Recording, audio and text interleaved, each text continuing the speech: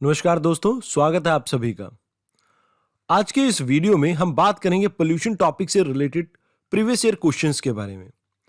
आज का हमारा पहला क्वेश्चन है एल्गल ब्लूम्स के बारे में। आइए देखते हैं इस क्वेश्चन को कैसे सॉल्व करना है। There is a concern over increase in harmful algal blooms in sea water of India. What could be the causative factor for this phenomena. अब देखिए, आप सभी को पता होगा कि वाटर में जब न्यूट्रिशन वैल्यू आपकी इंक्रीज होती है, उसकी वजह से आपको एल्गल ब्लूम देखने को मिलती है। तो यहां पे आप इन चीजों को समझने की कोशिश कीजिए कि ये जो न्यूट्रिशन है ये सी वाटर में कैसे पहुंच सकता है। Discharge of nutrient from the streets, बिल्कुल ऐसा हो सकता है। इसके बाद run off from the land during monsoon. अब आप सभी जानते हैं कि हम एग्रीकल्चर प्रैक्टिस करते हैं। जब हम एग्रीकल्चर प्रैक्टिस करते हैं तो हम बहुत सारा फर्टिलाइजर और खाद वगैरह डालते हैं। तो इसकी वजह से जब भी मॉनसून आता है तो पानी जब लैंड से सी की तरफ जाता है तो उसमें बहुत से न्यूट्रिएंट देखने को मिलते हैं। तो यहां पे आपकी सेकंड स्टेटमेंट भी ठीक हो जाती है। अब देखिए, जब हमारे को पता था कि पहली स्टेटमेंट हमारी ठीक थी और दूसरी स्टेटमेंट के बारे में हमने पढ़ा नहीं था, तो हमारी सी स्टेटमेंट तो वहीं पर एलिमिनेट हो चुकी थी। अब जब हमें पता लग गया कि दूसरी स्टेटमेंट भी हमारी ठीक है, तो यहां पे आपकी ए स्टेटमेंट भी एलिमिनेट हो गई। अब आपको यह देखना है कि थर्ड स्टेटमेंट का क्या बनेगा। अपवेलिंग इन सी। अब आपको एक चीज याद रखनी है यहां पे कि जब भी अपवेलिंग देखी जाती है सी में ना, तो नीचे से जो बॉटम पे आपके ओशन फ्लोर पे मिनरल्स या न्यूट्रिएंट मिल रहे होते हैं, वो भी उसके साथ ऊपर राइज करते हैं और इसकी वजह से फिश की जो प्रोडक्शन लेवल है या फिश की जो पॉपुलेशन है वो बढ़ती है।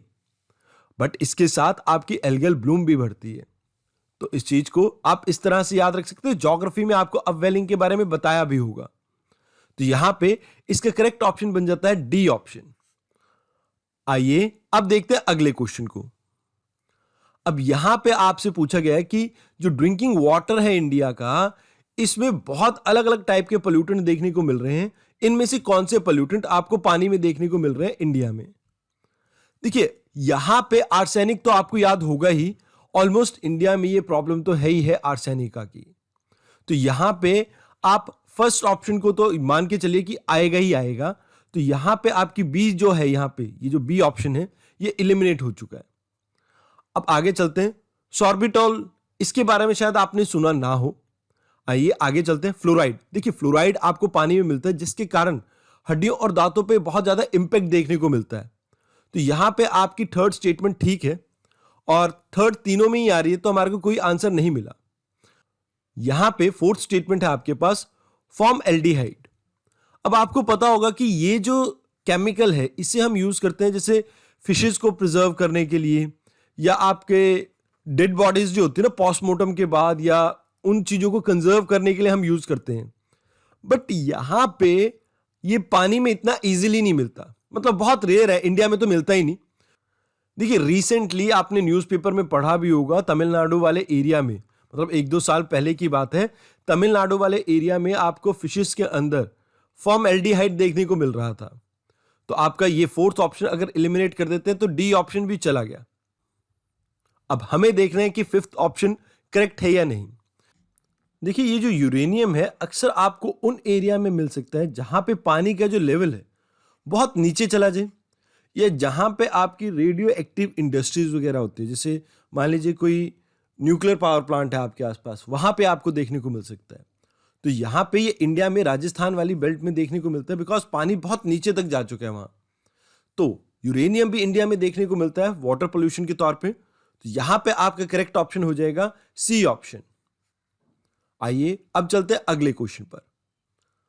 अब यहां पे आपसे कहा गया है ड्यू टू इम्प्रॉपर डिस्पोजल, जो कंप्यूटर पार्ट्स हैं उनका, इनमें से कौन सा ई वेस्ट इन्वायरमेंट के अंदर एंटर कर रहा है। अब यहां पे ये क्वेश्चन आपके लिए थोड़ा टफ है, बट चलिए देखते हैं इसे कैसे सॉल्व कर सकते थे हम। अब यहां पे मुझे एक चीज बताइए, क्या प्लूटोनियम हम रेडियो एक्टिव सब्सटेंस के तौर पे नहीं जानते?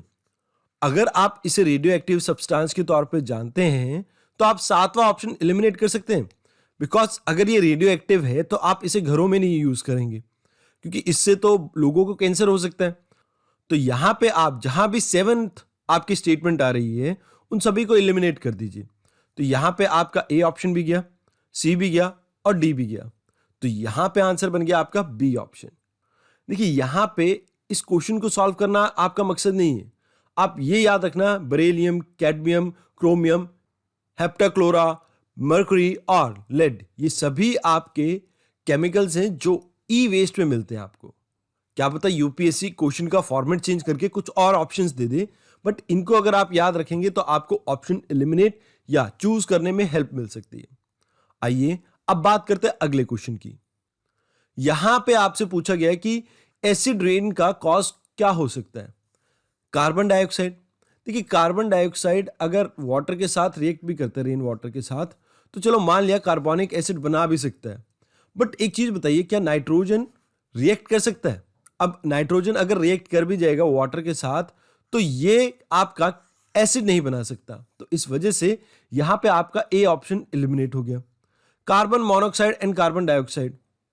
चलो एक समय के लिए ये मान लेता हूं कि यहां पे आपके दिमाग में डाउट आ सकता है कार्बोनिक एसिड को लेके कि क्या पता इन दोनों से वो फॉर्म हो सके। उसके अलावा अगर बात की जाए ओजोन से आपका कोई एसिड नहीं बनेगा, तो इस वजह से यहां पर एसिड रेन की प्रोबेबिलिटी बहुत कम हो जाती है। अब बात करते हैं नाइट्रस ऑक्साइड और सल्फर डाइऑक्साइड की। अब देखिए यहां पे आपको बी ऑप्शन में थोड़ा बहुत डाउट था, बट यहां पे आपके मन में डाउट नहीं होना चाहिए। देखिए जब नाइट्रस ऑक्साइड आपके वाटर के साथ रिएक्ट करता है तो यहां पर वो HNO3 बना देता है, मतलब नाइट्रिक एसिड। उसके अलावा जब सल्फर डाइऑक्साइड वाटर के साथ रिएक्ट करता है तो सल्फ्यूरिक एसिड बना देता है। तो यहां पे आपका डी ऑप्शन बिल्कुल करेक्ट हो जाता है। ऑल्दो जब आपने एसिड रेन के बारे में पढ़ा होगा तो ये स्टेटमेंट आपने पढ़ी ही होगी। आइए अब चलते हैं अगले क्वेश्चन पर। अब यहां पे आपसे फोटोकेमिकल स्मोक के बारे में पूछा यह है कि इनमें से कौन सा फोटोकेमिकल स्मोक के लिए रिस्पॉन्सिबल है। देखिए आपको एक चीज बता देता हूं कि ओजोन जो आपकी ट्रोपोस्फेयर में मिलती है that is one of the reason. तो आप जिनमें भी ओजोन नहीं मिल रही है आपकी, उन ऑप्शंस को एलिमिनेट कर दीजिए। क्योंकि देखिए अगर यहां पे हम सी ऑप्शन पे चले, जैसे सी ऑप्शन में कार्बन डाइऑक्साइड दे रखा है और कार्बन डाइऑक्साइड तो भैया हर जगह मिलता है, तो क्या आपका फोटोकेमिकल स्मोक हर जगह देखने को मिलता है? बिल्कुल भी नहीं। तो यहां पे सी ऑप्शन तो आप ऐसे ही एलिमिनेट कर सकते हो। अब यहां पे फोर्थ स्टेटमेंट में देखिए आपको क्या कहा है। देखिए यहां पे लिखा है फोटोकेमिकल स्मोक और यहां पे लिखा है इवनिंग। भैया यहां पे ये ऑप्शन करेक्ट नहीं हो सकता, तो इस वजह से ये भी गया। और वैसे भी आपकी कार्बन मोनोऑक्साइड के कारण ये फोटोकेमिकल स्मोक फॉर्म नहीं होता। इसके लिए आपको नाइट्रोजन चाहिए होता है, तो नाइट्रोजन तो मिनिमम होना ही चाहिए। और यहां पे भी सेम नाइट्रोजन नहीं है, इस वजह से आपका बी ऑप्शन भी सही नहीं हो सकता। अब देखिए ए ऑप्शन में आपके पास नाइट्रोजन भी है, आपका ओजोन भी है और फिर से यहां पर नाइट्रोजन है। तो आपको यह याद होता कि फोटोकेमिकल स्मोक नाइट्रोजन के कारण होता है, तो आप इस चीज का इजीली आंसर कर सकते थे।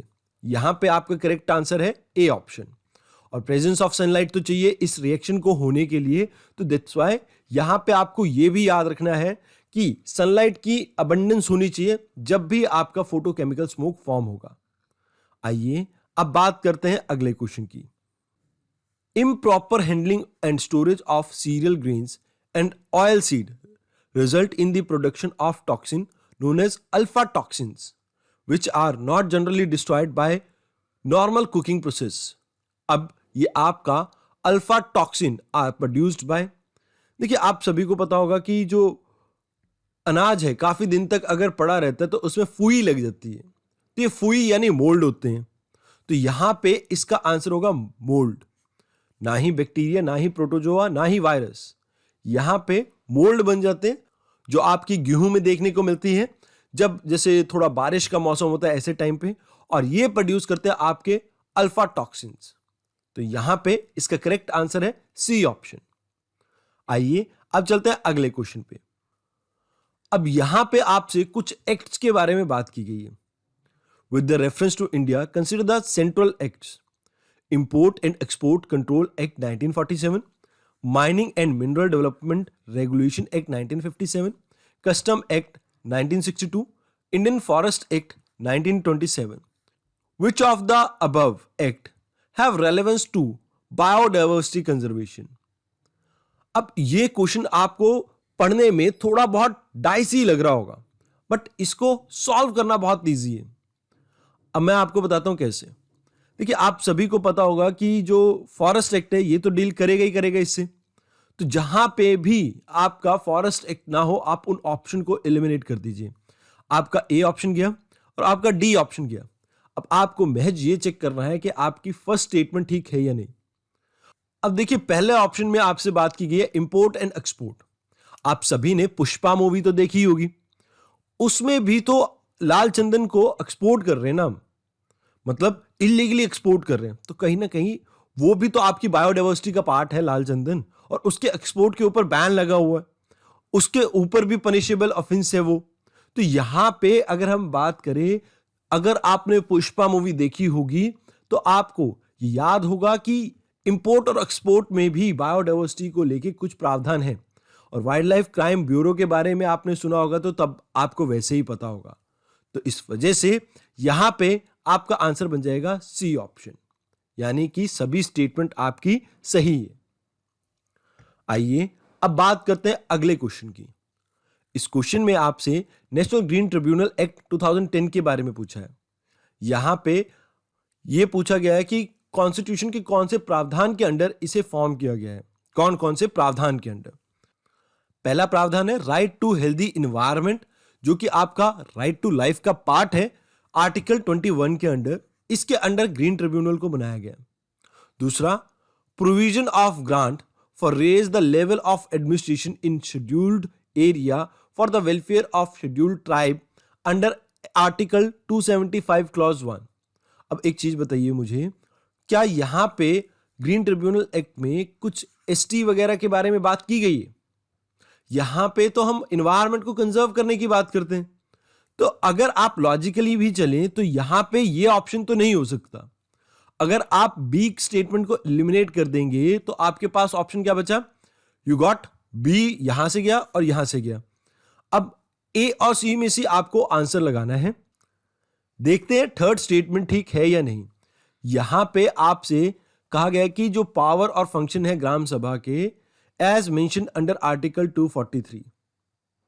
अब देखिए, यहां पे ग्राम सभा के जो प्रोविजंस हैं या कुछ हैं, उनसे तो ये रिलेट होता ही नहीं, क्योंकि ग्राम सभा से तो डील करता ही नहीं ना आपका नेशनल ग्रीन ट्रिब्यूनल। तो इस वजह से यहां पे अगर आप इस ऑप्शन को भी एलिमिनेट कर देते हैं तो आपके पास आंसर आ चुका है, क्योंकि सेकंड और थर्ड स्टेटमेंट का कोई रिलेशन है ही नहीं आपके नेशनल ग्रीन ट्रिब्यूनल के साथ। तो आज की वीडियो में इतना ही। धन्यवाद।